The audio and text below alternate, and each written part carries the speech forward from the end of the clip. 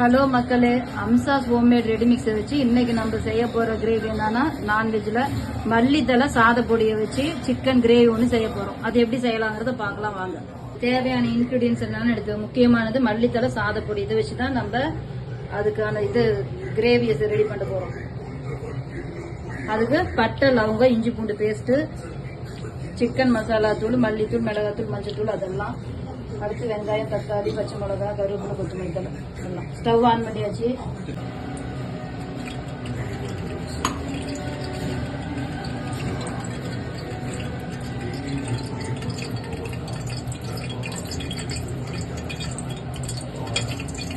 எண்ணெய் காய்ச்சும், பட்டை, லவங்கம்.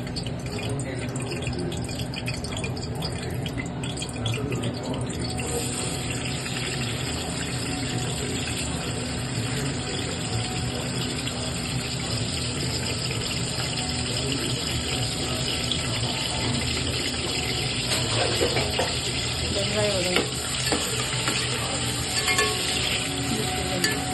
அடுத்து பச்சை மிளகாய், கருவேப்பிலை,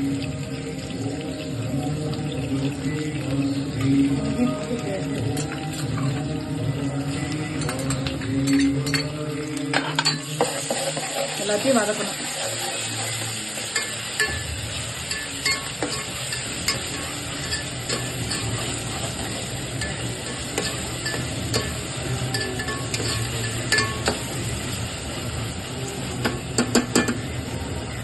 கிரேவி செய்யறதுக்காக நீங்க டேஸ்ட் எதுவுமே தேங்காய் அது எதுவும் நிறைய எதுவும் போட தேவையில்லைங்க. இந்த மல்லித்தலை சாதப்பொடியை வச்சு நீங்க ஒரு கிரேவி டக்குன்னு ரெடி பண்ணி ஒரு சிக்கன் கிரேவி செஞ்சிடலாம். சிக்கன், மட்டன் எல்லாத்துலயுமே செய்யலாம் இந்த கிரேவி.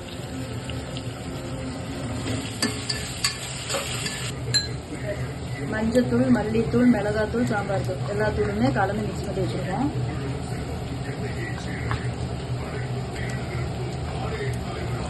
அதில் ஒரு 2 ஸ்பூன்.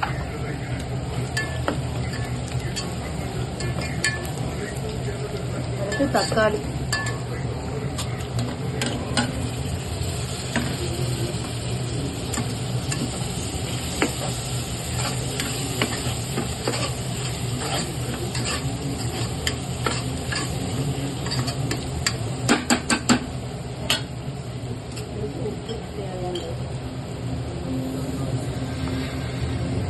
மல்லித்தலை சாதப்பொடியிலே உப்பு இருக்கு, அப்புறம் பார்த்துட்டு போட்டுக்கலாம். தக்காளி நல்லா வதங்கட்டுங்க. நேரத்தில் சிக்கன் மசாலா தூள் 1 ஸ்பூன்,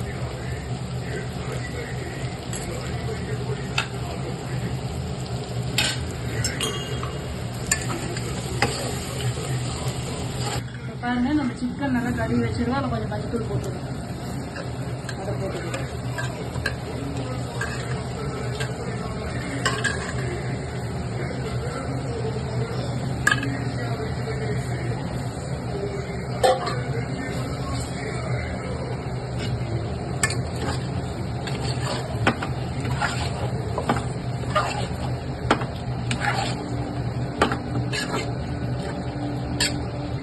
தேவையான அளவு தண்ணி கொஞ்சம் ஊற்றிக்கலாம்.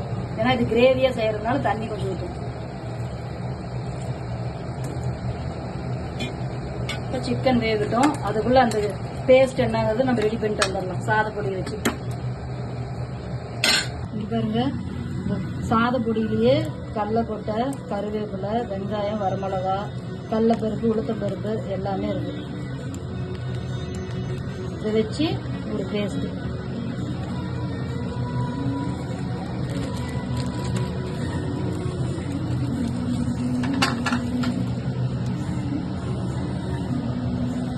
கொஞ்சம் தண்ணி அரைச்சிட்டு வந்துடுறோம். அதோட ஒரு 5-6 முந்திரி அதை போட்டு மிக்ஸ் பண்ணி அரைக்கலாம். அப்பதான் அந்த கிரேவி நல்லா கொஞ்சம் கெட்டியா ஒரு சப்பாத்திக்கு தகுந்த மாதிரி கிரேவி ரெடி ஆயிடுச்சு. பேஸ்ட் ரெடி ஆயிடுச்சு பாருங்க. இப்போ இந்த கிரேவியில நம்ம ஆட் பண்ண போறோம் இந்த பேஸ்ட்.